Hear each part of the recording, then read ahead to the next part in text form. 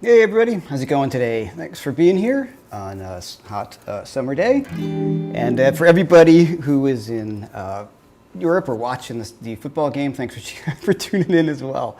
So today we're going to talk about what is known as the Hendrix chord, or E7 sharp 9, or any dominant 7 chord with some added tensions. So let me just kind of jam on some Hendrixy kind of thing, and we can talk about it and why this chord is so cool. All right, so let's get this going.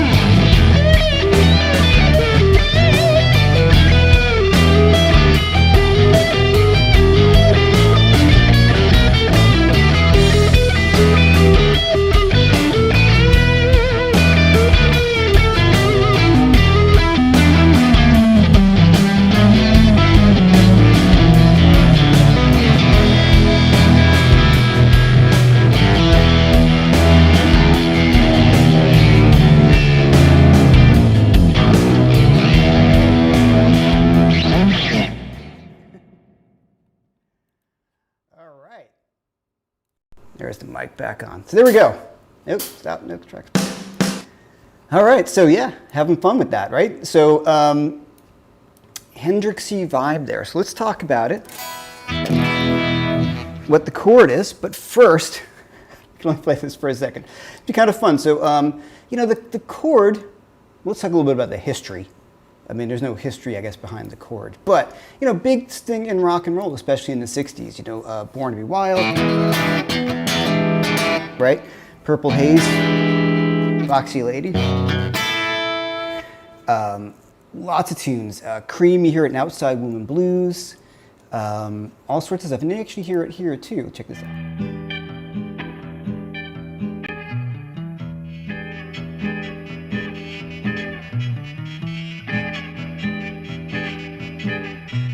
All right, with Spock jamming with the alien woman.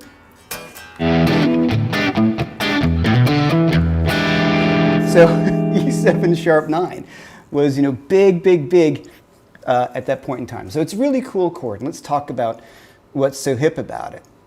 So the first thing, it's basically an E7. So E7 is spelled E, G sharp, B, and D. So it's about E7 right here. So if we make it E, we could add an attention. So what attention does, it makes a chord more tense. You're kind of adding in these upper structure notes above the chord to fill in a bit more sound. Okay, so we have E7, E, G sharp, B, and D. So if I have this E right at the top, a 9 is equal to 2. So the second note in the key of E, or in this case E mixolydian, would be F sharp. So we bring this E up a whole step, so we have E, G sharp, B, D, and then we have this F sharp on top. And then if we sharp that 9, E7, here's the basis of the chord. We have the root, the 3, which is the G sharp, and the flatted 7th, which is the D, which is kind of the primary sound of the chord, right? If I add in that F on top, like I said, we had E9. If I sharp that, E7 sharp 9. So that's the chord. We could have an E7 flat 9. All right, E9, E7 sharp 9. Often called the Hendrix chord because it, you know, I'm kind of dating myself in that sense, but I think the first time a lot of people encountered this chord was through learning Purple Haze. So Foxy Lady is basically the same exact idea too. Excuse me. Another way to play it is down here like this. So I'm going to play E7. I'm going to bar my pinky on the top here, and I have my D and my G sharp. Taxman, thank you, yeah. Right, so yeah, it was kind of like a big chord at that time. It still is, but. All right, now what's cool about the chord, and basically when Hendrix played over it, he would play E minor pentatonic over it, E minor blues. And if you notice for a minute, I started playing E major blues. And we'll talk about a little bit more out that you can get on it as well. But if we look, E minor pentatonic is spelled E, G, A, B, D, E, G, A, B, D. So that G, or F double sharp, if you want to look at it that way, right? We're bringing that F sharp up a half step, so it's F double sharp technically. But we have, you can call it G. That's the same as the flatted third of the E minor chord, right? So this, that sound, you're getting that note from the scale. So it works perfectly. So we can also bend that note. We can tweak it as we always do in a bluesy situation. And here I'm tweaking it up a little bit and alluding to my G sharp, which would be the natural third of the chord, right? So we can do that.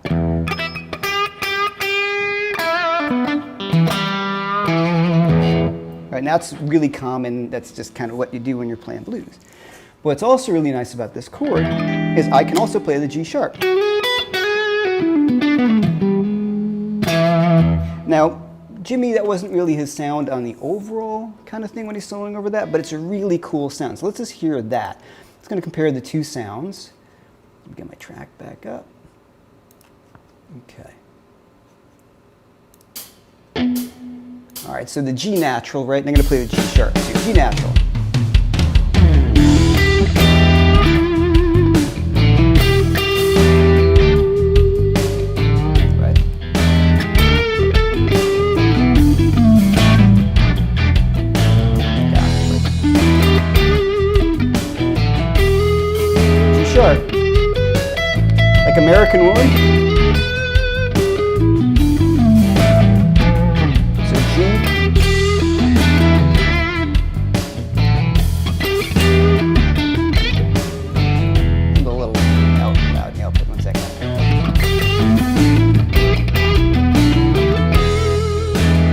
there's that G sharp.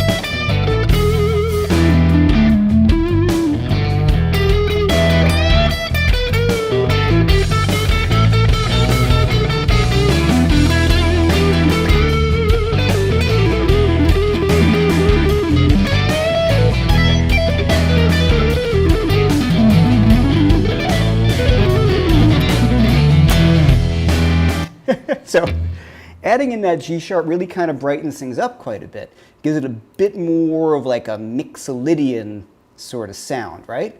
So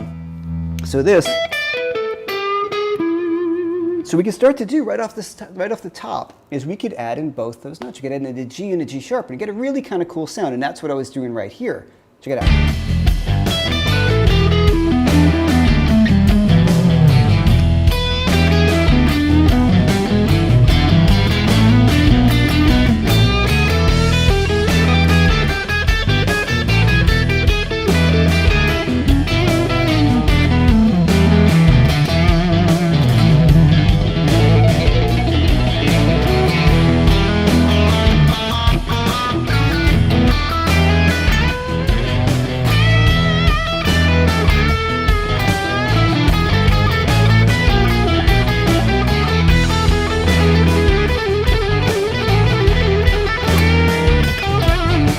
Just having fun. But that sound is super cool, right? So all I'm doing, blues scale, and adding in the G sharp.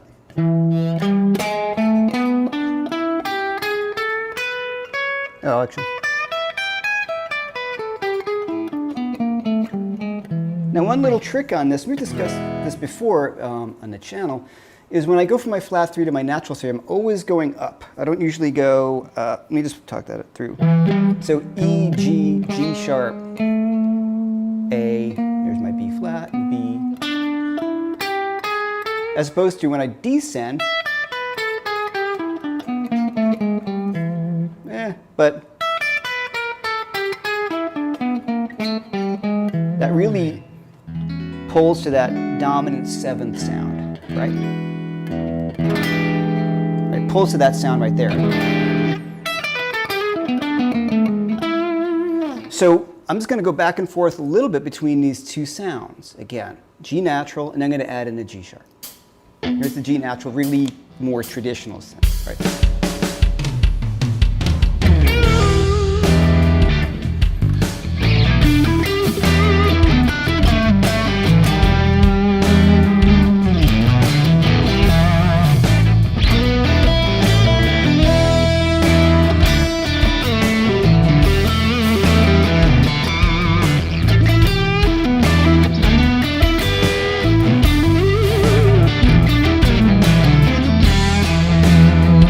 If I put in the G sharp,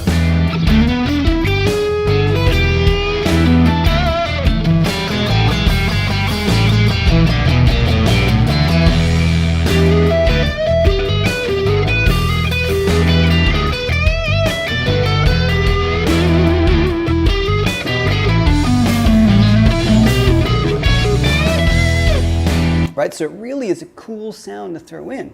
So what's nice about this chord, when you play this E7 sharp 9, it gives us the freedom to add in the G sharp, which brightens it up.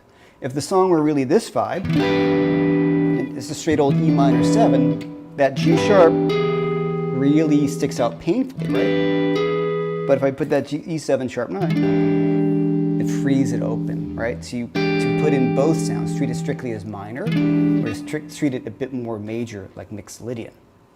Now the other sound that you could play over this, and it's a nice sort of juxtaposition to those two sounds, is straight E major pentatonic and E major blues if we're just sticking straight to pentatonic.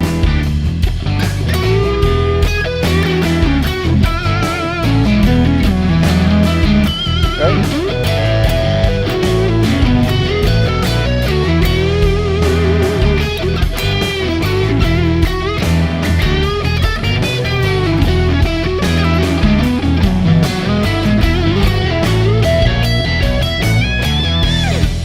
Right, so that's a bit, definitely much brighter. You don't hear Jimmy play that much. But if you're playing on a funk kind of band, right, getting this kind of this vibe going, E major pentatonic sounds really great too.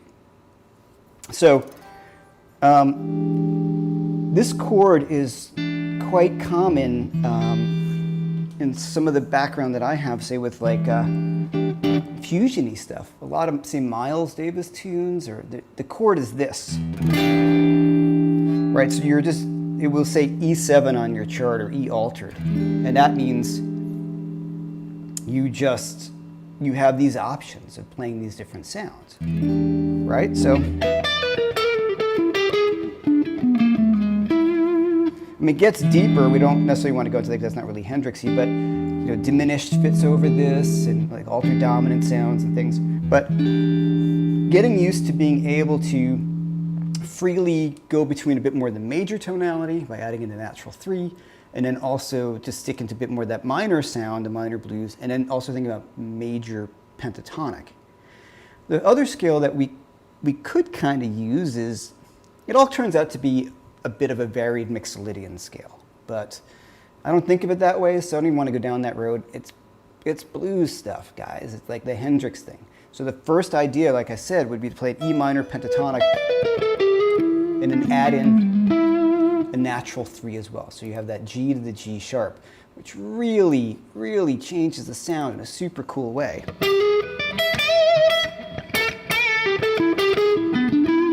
And you hear Jeff Beck do that all the time, so like a Beck kind of thing. He does that little kind of goose on that note.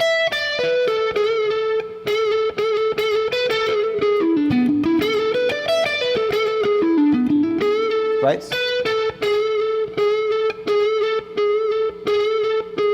So I'm just doing the G sharp, bend, release that bend and hammer on the A really quickly.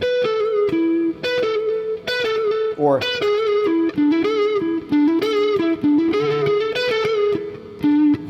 that's a great sound.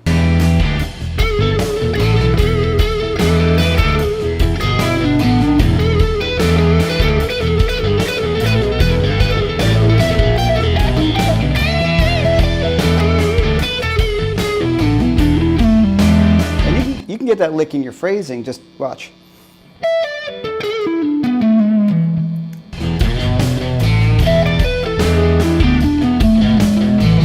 That's definitely Jeff Beck.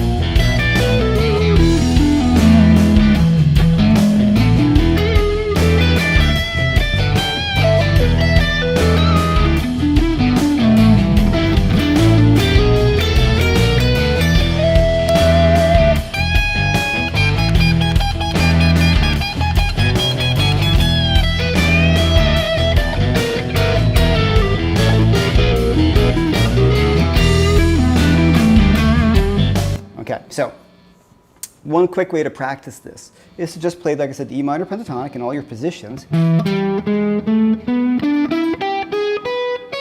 and add in a G natural and a G sharp. So add in a G sharp to your E minor pentatonic, your E minor blues.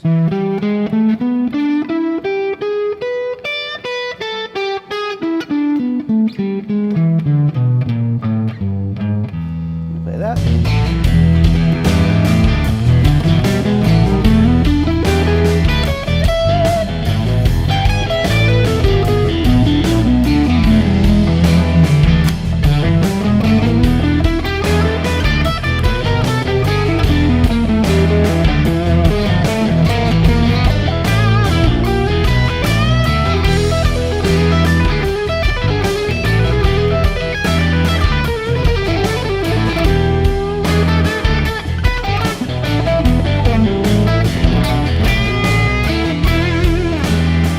Okay, so the reason why it's such a cool chord is it really, it's got that great sound, but it also just gives you a lot more sonic options. You can play minor pretty squarely over it, and then you could add in a natural third, and you can play major pentatonic.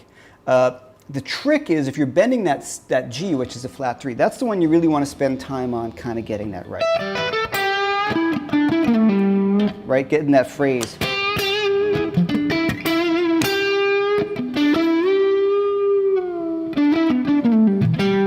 Any kind of good blues guy, blues and rock player knows that. Pretty important to get that tweaked flat third right, so you're alluding to the natural 3. But that's kind of it. So the chord itself, like I said, Jimmy didn't use it in a jazzy sense. He used it in this really kind of cool rock and roll sense. But that chord, we all knew it as, let's just tune it up here, that bar stuff. All right. Hearing that, which often people call like, oh, it's a jazz chord, whatever that means. But think about it this way. There's my E9, E7 sharp 9. So that's E9, E7 flat. Now we want to lower it a half step to E7. Well, when are you going to play an E7 flat 9? Without getting too jazzy, rock tunes, Breathe by Pink Floyd. Right before that turnaround at the end, F. I gotta get this right, hold on. I got that. Then.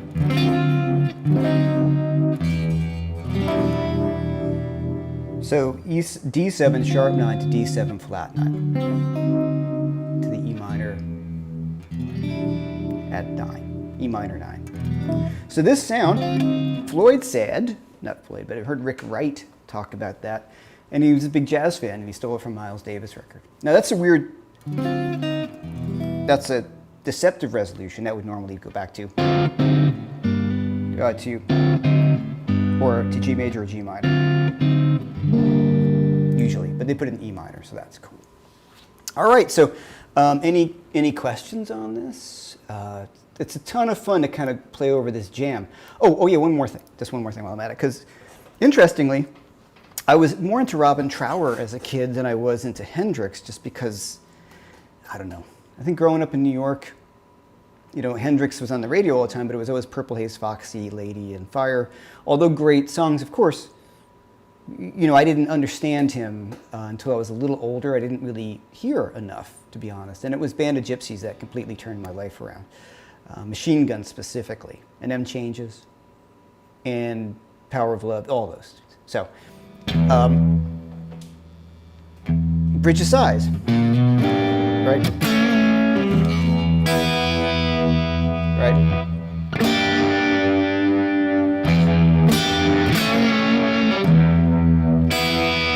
That sound right there, that was that big.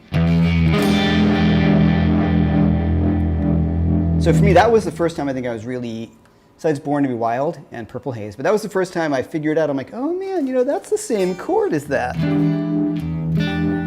You know, when you're, you know, guitar players, we think very much in pictures. So it took me a while to realize that this is the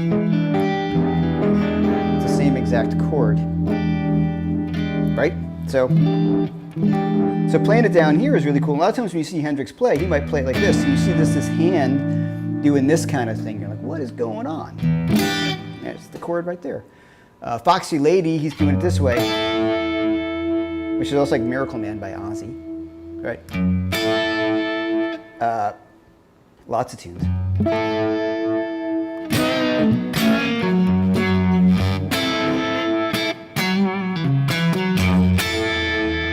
Right? So, yeah. All right, any questions? And of course, what Spock was playing with that woman. All right, I got to keep on playing that. All right, guys, any questions? Let me see who've gone over here. First of all, thanks for everybody being here. Keith, 5 Watt World. Let me go to the roll call. Quincy always on first with the checking in first. It's funny. Phil Jones, what's going on? S.C. Nesbitt took off. Steve Moore, what's going on, Steve? Scott Harper, J. Scott M, what's going on? Rick Beavers, what's up, man? How you doing? S.C. Nesbitt, got to check out. Oh, well. Jeff Harper, Richard and Sarah, Brazil Bush Rocks. Thank you for your PayPal. Thank you for that. Yeah, I appreciated that very much. Gary Driver, right in the middle of our European Cup semifinal. Sorry about that. Michael Cope, what's going on, Michael? All right, everybody going on here. I've already said hi to you. Tommy Raper, Sam Stamos, what's going on, Sam? Richard G. All right. Cool. All right. Let's get down here. Phil C. Phil Jones. Matt Gibson. Rory Lisping, excuse me. All right, I'm done saying hi to everybody. So any questions? Let me go down to the bottom here. Jeff, don't you mean the 7 flat 10? No. No. Pretty funny. You're confusing everybody with that stuff, Vivi, excuse me. Now play behind my head. All right, going down the bottom for questions. Okay, speak to us of alternate pentatonics to use over the augmented. No, not today. Got to get into all that stuff, but I'm playing E7 sharp 9, you know. E minor pentatonic, the natural third is a killer question. So, yeah, now Keith, now Mike Cope following up on the what alternate pentatonics to use over the augmented chord. I don't know. D minor pentatonic sounds great. I don't know. Don't put me in a spot like that. I don't know. I don't think about this stuff. I just play.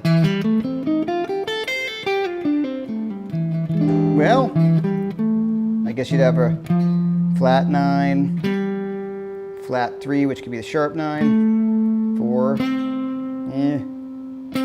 C on the D, flat 7, root. So I guess that's not really augmented though. So you're talking about E augmented? I don't know, man. I got to think about that. Anyway.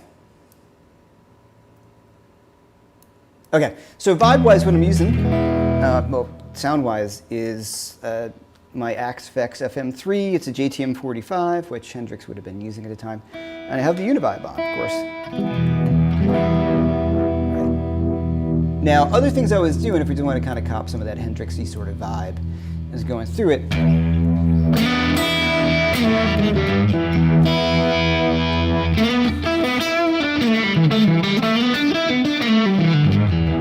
You got to get all those blues licks together, especially the open E minor pentatonic licks, really key to this stuff.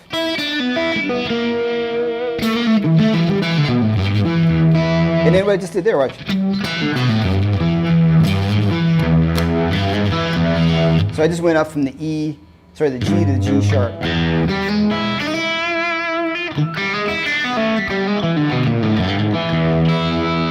Same kind of sound.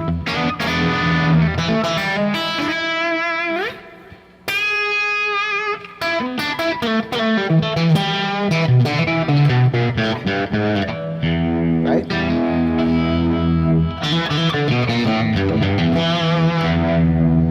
So that sound, just working that up, open string, then I'm adding in my G sharp.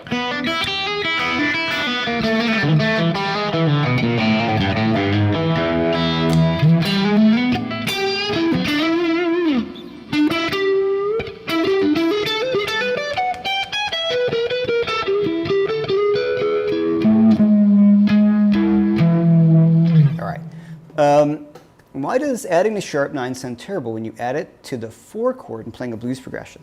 Well, it depends on the rest of the tune, so that's a good question. Now, Strange Brew actually does that. That's very turnaround. So you've got, you know, he does.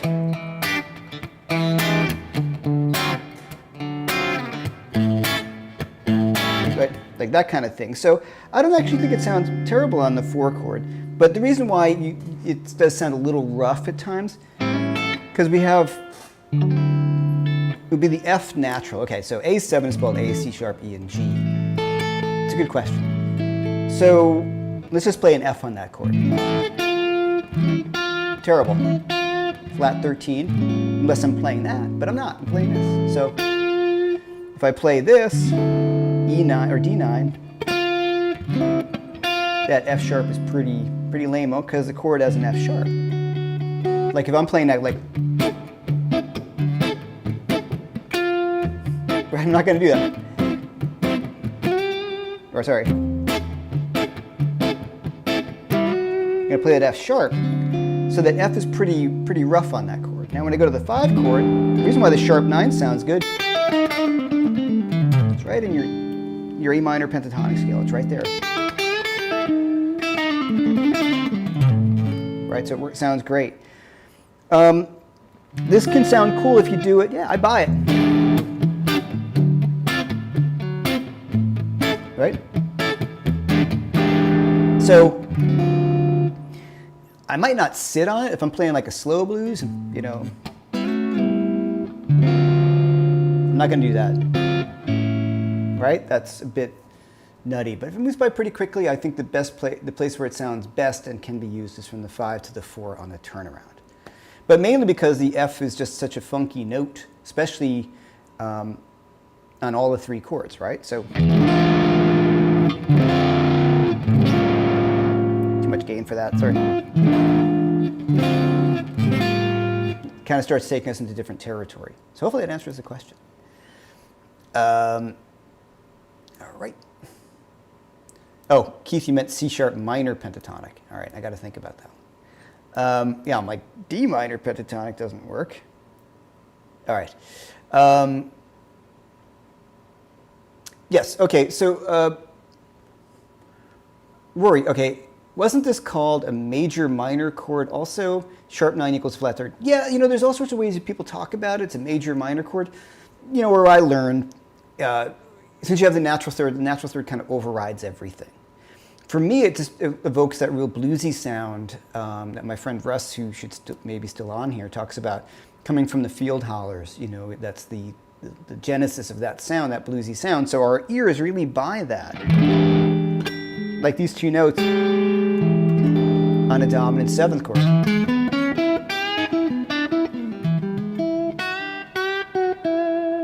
Right? So our ears go for it. So I'm hearing that as a dominant chord, but yeah, you can call it a major minor chord. But technically, I guess, you know, from a Berklee College of Music way, it's a major chord, but who cares? I don't care anymore. Whatever sounds good, and those are 2 really good options. But it's a good question, it's a very good question. Any bold as love tips? No. Like, I love Hendrix. I don't know a ton of the tunes. I mean, of course, I know Little Wing and all that. Bold as Love, one of my favorite tunes. I learned some of it, but I'm not like a guy who can just pull all these Hendrix tunes out of my back pocket. I would highly recommend. I did learn Bold as Love at one point. I remember certain parts of it, but I'm not going to pull it out now because I haven't played it in ages. Any Hendrix tune you can learn is really great. Now I'm just kind of going for the lead stuff at the moment, which actually I find to be a bit easier a sound to get than is chord stuff. The chord stuff is a little more involved. So learn how to play those tunes. Wind Cries Mary, that's the easiest one, quotation marks. Certainly Foxy Lady, Purple Haze, Fire, they all have that kind of rhythm guitar stuff. And if you want to get into that, I do have a course called Blues Rock Rhythms, Blues Rock Breakthrough Rhythms, or Blues Rock Rhythms, yeah, Breakthrough Blues Rock Rhythms. I love it. It rolls off the tongue, that one. But I actually go through and break down every single permutation of all those Hendrixy chord things, which really come from a Motown background. And Stax, you know, people like, Booker T and MGs, okay, just name popped out of my head. Lots of guys like that. So there's a real methodical way to go through it. I do it in the course. It's just based upon pentatonic scales. And somewhere in one of the, like, Brooklyn Lockdown #2, I start talking about Hendrixy stuff. So if you look back a bit too, I do talk about how you can outline chord sounds by using the pentatonic scale. Let's just, like, in terms of making a living as a guitar player, the chord stuff has done more for me, let's say, than copying the lead style. Lead style is cool, but the chord stuff is something you can use all over the place, right?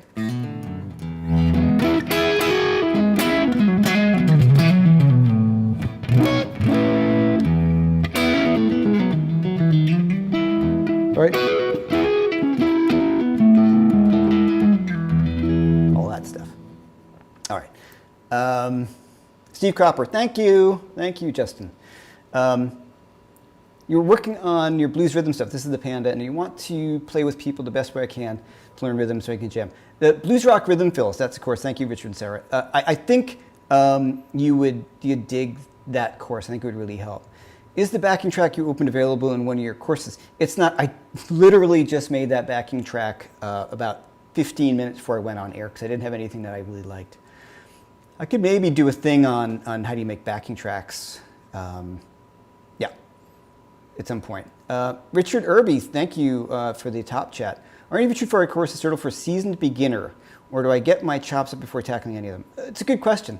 A little more information would be cool as to where you're a seasoned beginner. Yeah, I would say my Authentic Blues Grooves course is great because you're going to build up your repertoire. 30 authentic blues grooves, they're all kind of Chicago blues tunes. I think those are important. The Blues Guitar Survival Guide, Volume 1 and 2. There's a rhythm guitar and lead guitar. I'm working on a beginner one coming up that we're going to film in August down at True Fire, beginning blues courses. So that should be fun for that level. But I think those are going to be pretty cool for you. The blues, the survival guides, the rhythm and the lead one. And of course, all of them are available on my website at 20% off. For all you guys, you can sometimes get the stuff cheaper at True Fire. They have sales here and there. To be honest, if you get it through my website, I understand if you don't. I get a higher percentage just because that's the way it works out. But, just letting you know. All right, and yeah, Russ, chime in. Of course, yeah, Hendrix played with the Isley Brothers, so that's all that kind of stuff. Thank you. Some of the names popped out, the Isley Brothers. You got a lot of that stuff from there. So, Jimmy didn't come up with that stuff, but he kind of made it his own. He took it to this level that I had not been heard before like that. And yeah, right, and Russ is talking about the Hendrix version of Hey Joe is actually Roy Buchanan. A lot of people don't know that. Yeah, Blues Rock Rhythm Fills is also great. So is Solo Explorer. Thanks. Solo Explorer, thanks. That would be good too. It's a bit more rock-based, but I do like that course a lot. All right. So what I like about this chord, I don't have a track, but let me see if that's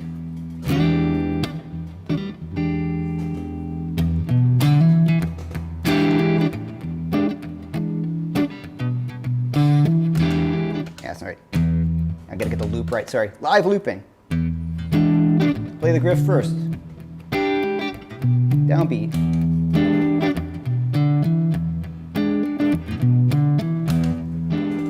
Right? On and off on the downbeat. So, turn that up a little bit. So there's E7 sharp 9.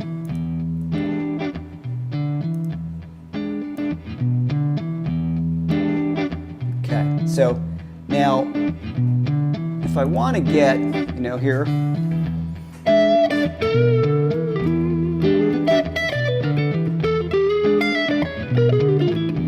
diminished, right? So there's all sorts of cool stuff we can do.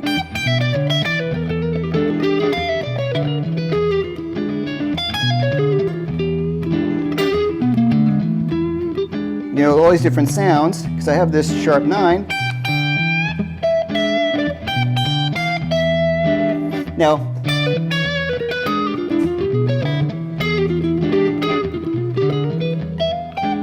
diminished, you can get kind of that Milesy sort of sound.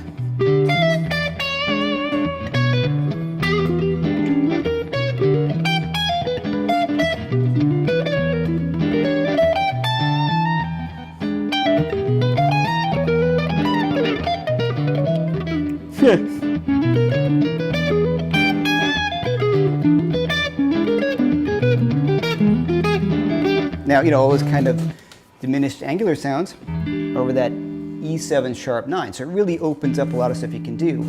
This sort of.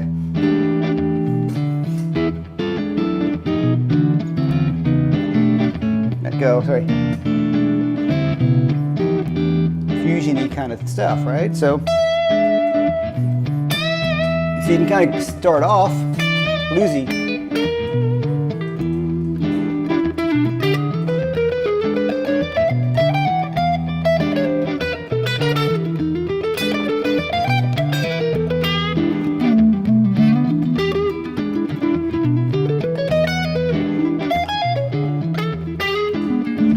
So I can play all sorts of stuff because I've introduced the sound of stuff being a little more altered and out there. So by playing this, instead of me trying to do that over, yeah, let me show you. So I've got that more of that out sound, which I don't want to get too into, but one of the things about this chord is by introducing this sharp 9, this altered thing, it allows me I'm going to think just diminished, like a lot of Robin stuff. Right, that thing, or a bit more angular.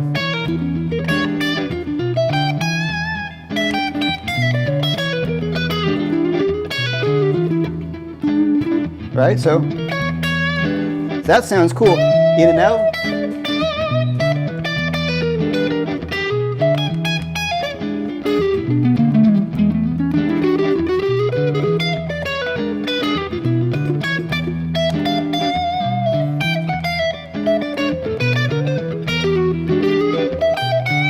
Right, that kind of thing, as opposed to if I were doing like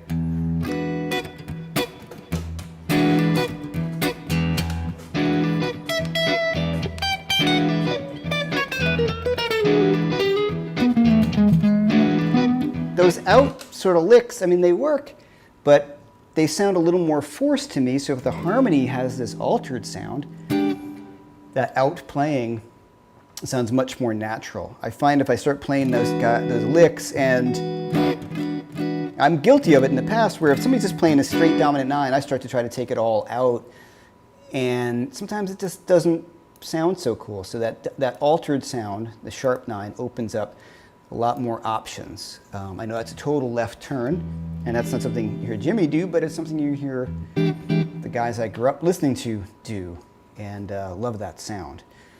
All right. So, all right.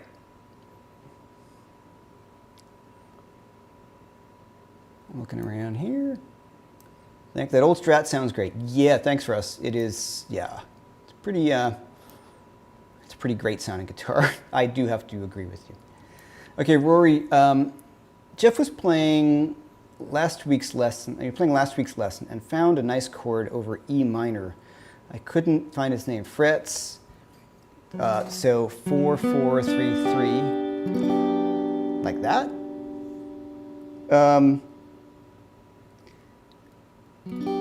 G, well, it's G major 7. Yeah, Sam Stamos. Yeah, it's just G major 7.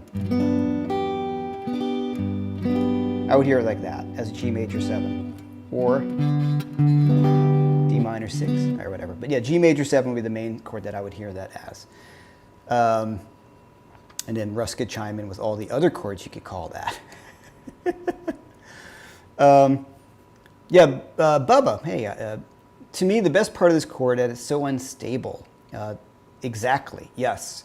I like the way of putting that. It allows you to do all sorts of stuff without sounding like it's really forced. And I find that if you try to throw a lot of that stuff in over a straight dominant 9th chord or an E7 chord, it sounds really forced. If you're doing it over the dominant 7 sharp 9, flat 13, dominant 7,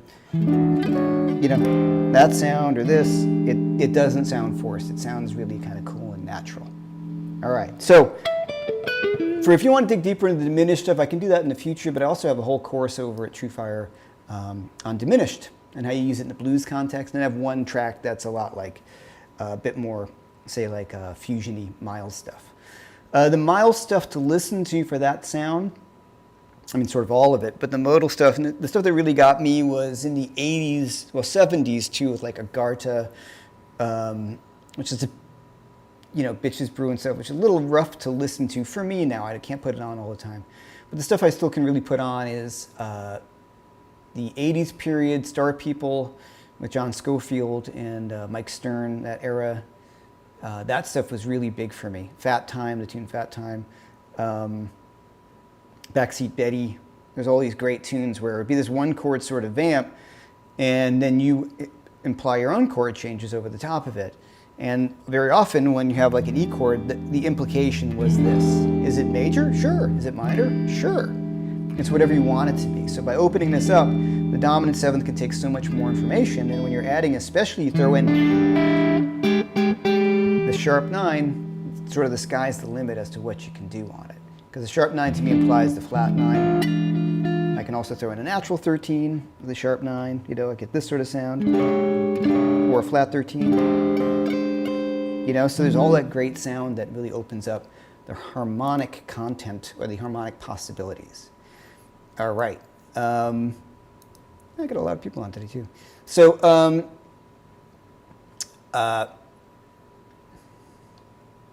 any more questions? So let me think about other things too here. Scofield Blue Matter, like all the Scofield stuff. It's the way, and other records too for me. Upside Downside by Mike Stern. That was a big one. Whatever the one that's got chromatazone on it, or chromazone or chromatazone. Was it chromazone or chromatazone? I can't remember. Scott Henderson, geez, those records, the tribal tech stuff. Those kind of lines, if I remember this, like he's got this sort of like this, that kind of sound, so.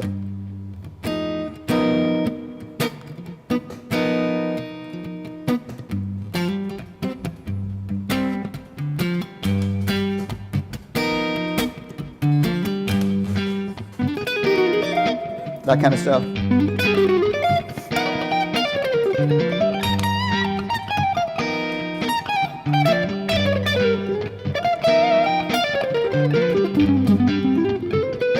And then that's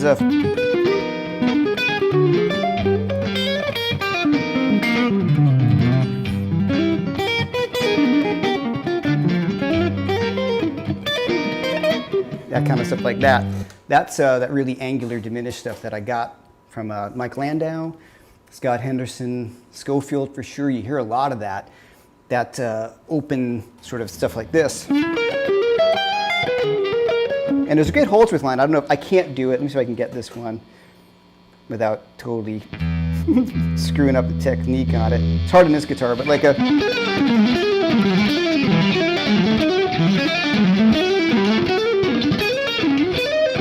He's just kind of moving that diminished phrasing.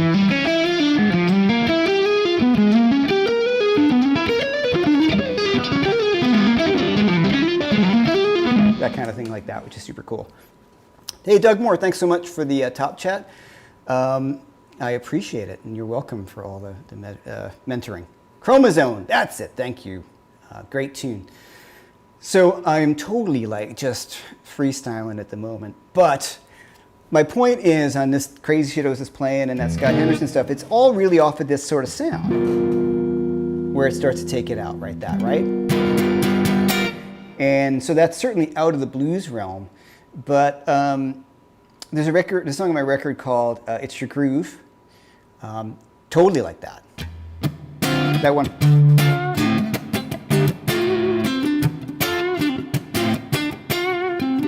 That tune on my record.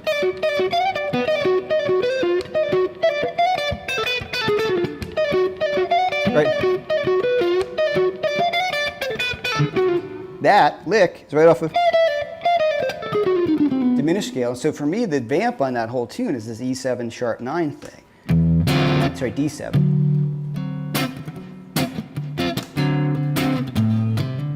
Let me get my looper on.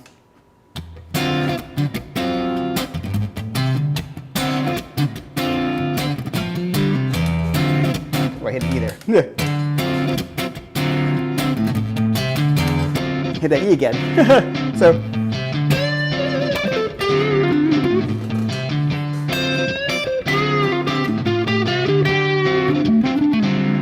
the diminished, because open is sound, right?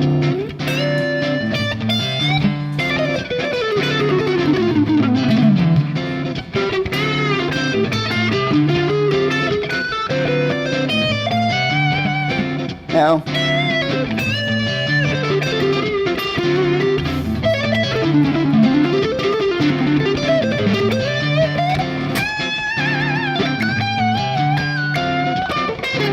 Holdsworth lick, right? So if I tried to play that stuff over D9, it would sound kind of lame-o, because by playing that dominant 7 sharp 9, it opens up all different sounds. Okay. Cool. Any more questions? I know I opened up a whole can. Hey, Keith, thanks so much for the $5 for the Holdsworth. Man, I gotta find a connect. Let me find that lick. There is a lick. I'm gonna post it here. Hold on, guys. It's gonna go to my messages. I think I sent it to Michael Cope too. Oh, hold on. No, don't play. Hold on. There's a Michael Brecker video with Mike Stern, and it's just crazy. I'm just thinking about it now. I've just been listening to a lot more jazz and stuff lately, and this video is absolutely crazy. There you go. I'll put it in the chat. It's Mike Brecker, Mike Stern, Jeff Andrews, Adam Nussbaum, and the keyboard player, Cardozo. It's just crazy. And it's the same kind of idea. It's a minor chord, but there's all sorts of stuff that they're putting over the top. All right, like I said, I'm off on a little bit of a tangent, completely off of what Hendrix would do. But that's what I love about this, talking to you guys like this, because just start going off on tangents, and you often like hanging with me on that. But the introduction of that chord going somewhere else, right? That openness of what an altered dominant can take, right? You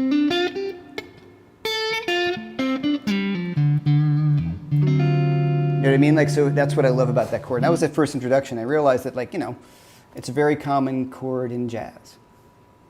All right, guys. Any other questions? Waiting for the 4 chord to go nuts. And my tune on that kind of vamp. Nah, that's what I love about it, because you could go to the 4 chord, but when you have that one chord that keeps it open, it's pretty cool. And it's funny, that head, that one I was talking about, like, okay.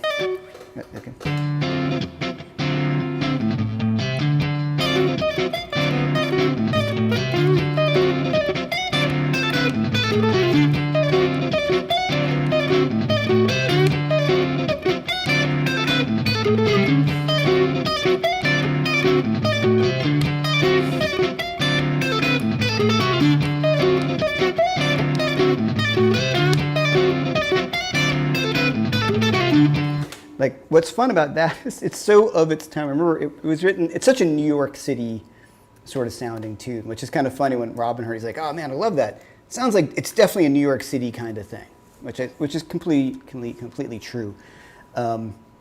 55 bar, Mike Stern, Schofield-esque sort of sound.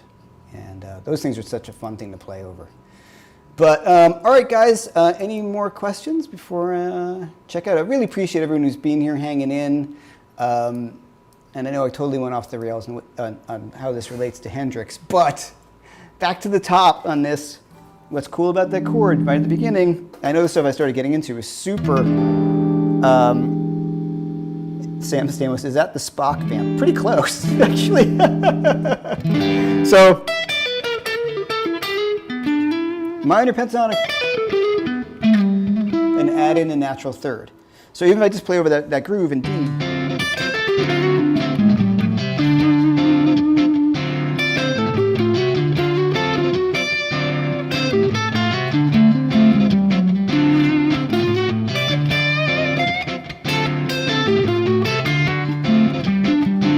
so that's that same kind of sound, just adding a minor third, natural third to a minor pentatonic scale. This is from Phil Jones. You were playing insanely fast. How did you develop your speed? Lots and lots of practice. Hours, ages, decades of practice. Seriously, that's the answer. Also, technically, making sure that things are correct, I'm picking properly, spent a lot of time on working on my picking technique. And if Russ is still on, he took lessons with Russ many years ago, and I was like an Yngwie fanatic at that point, and shred was real big when I grew up. So it's in my blood, and I love that, being able to have good technique for when I need it. I don't necessarily like music that is full-on technique all the time. It gets a little tedious, but it is nice to have it in your back pocket. And when you use it sparingly enough, or use it when it's needed, if you don't even have the most incredible technique, the juxtaposition of the other stuff, it makes it seem that much more, I don't say impressive, but that really pushes it to the next level. I mean, there's guys on Instagram, you look around, I mean, my technique compared to most of these kids these days is really not the same. You know, those guys, it's amazing what you flip the Instagram, like, oh man, really? That guy's like 14 and he plays like that? All right, I don't see you playing with your thumb over the 6th string, which I find Hendrix stuff. Oh yeah, I play with the thumb over the top all the time if I'm playing the rhythm stuff, sure.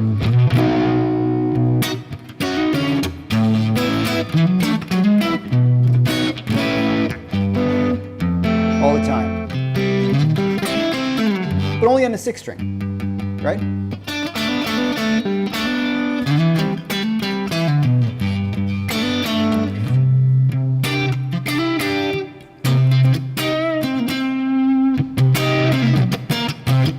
Like my tune there.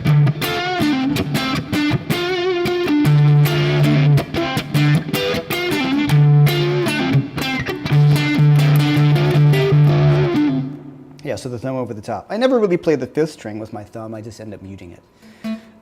Which of your TrueFire courses comes closest to developing that type of speed and technique? Beginning blues rock soloing. A lot of it comes down to, in that course, I talk about working on little patterns. Or, right, working through pentatonic, hammer-on, pull-off patterns or major scale patterns just to get your technique together. And then what I also end up doing is working on specific ideas and specific licks.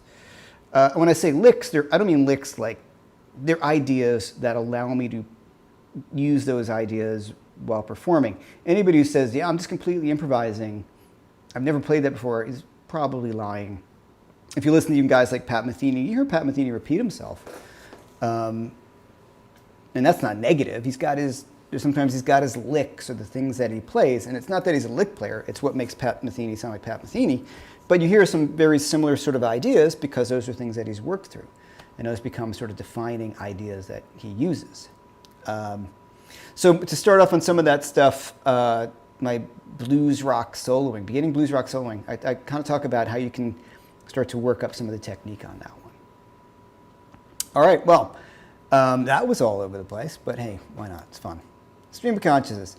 I really appreciate everyone being here. Everyone who hit the top chat today, I really super appreciate that too. If you could hit all the likes, Phil's been working hard. Phil Mingan, thank you, back from vacation, doing a great job as always. Thanks, Phil. So everybody hit the Venmo and the PayPal as well. I'm picking up the TrueFire courses. You know, it helps me continue to do this, helps support what it is that I do, especially when you pick up the TrueFire courses. And I appreciate it. And everyone, I know a bunch of people have been contacting me about private lessons. If I haven't gotten back to you, I will. I'm a little, have a bunch of courses, a little overwhelmed at the moment with things I got to do. And anybody who knows me personally, it's maybe not my fastest thing in the world. I'm not the most organized guy at times. Oh, Matt Gibson. Jason Laughlin kicking in late. What's up, Jason? So this stuff is Matt Gibson. Okay, this stuff would apply if another guitar player part is playing dominant 7 sharp 9. If it's just a trio, you can push. Okay, so this stuff would apply if another guitar player. Yeah, well, you can imply it, right? So if he's playing that, sure, you can do all the stuff over the top of it I was talking about. Or if you're playing a trio, I can still push that sound. You know, you got to be a little careful with it. You know, you got to just experiment with it, really, to see what sounds right. But that Hendrixy sort of sound is really common. Jason's just here to hear me talk about my thumb. It's a nice thumb, a hand model, all right? All right, so there you go, guys. Thanks so much for stopping by today. I will see you next week. At some point coming up, I'm going to take a week off for some vacation and all that, but thank you. Hit the like button. If you've not subscribed, please do. Tell your friends, alert the neighbors, all those sorts of things. And thanks again to Phil for being the moderator with the mostest. And I'll see you everybody later, and have a great week.